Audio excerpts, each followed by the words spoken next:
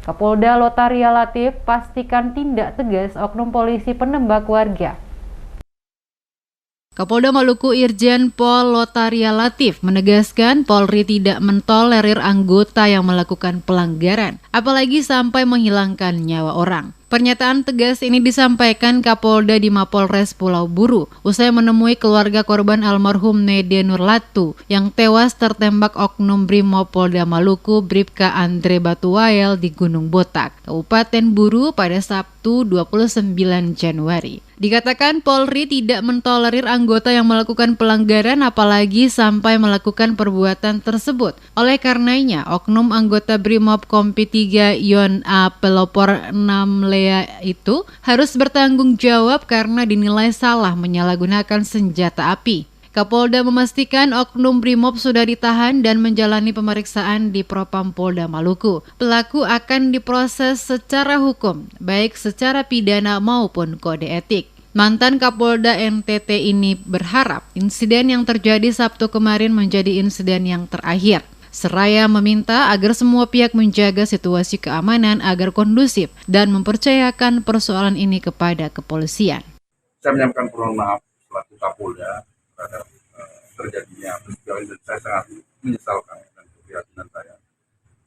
Dan saya berharap ini adalah kejadian yang terakhir dan tidak terulang kembali, baik itu yang terjadi antara anggota maupun masyarakat ataupun antar masyarakat dengan masyarakat sehingga sampai terjadi korban jiwa.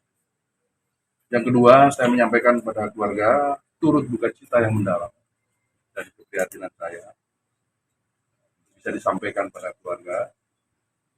Dan saya yang ketiga telah melakukan proses hukum kepada anggota yang telah melakukan perbuatan ini. Saya sudah tangkap dan tahan yang bersangkutan dan akan kita proses sesuai ketentuan dan hukum. Polri tidak mentolerir anggota yang melakukan pelanggaran hukum, apalagi sampai melakukan perbuatan pidana.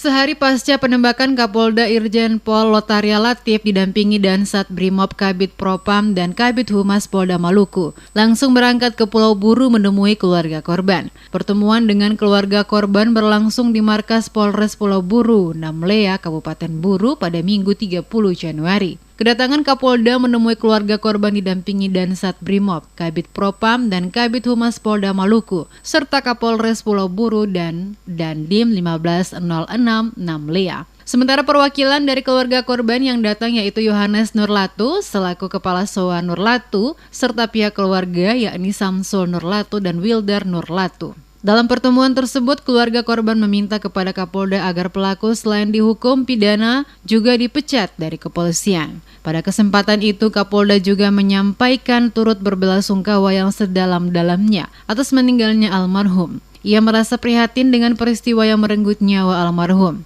Orang nomor 1 di Polda Maluku itu juga mengaku saat ini pelaku sudah ditangkap dan dibawa ke Ambon untuk diproses sesuai dengan hukum yang berlaku.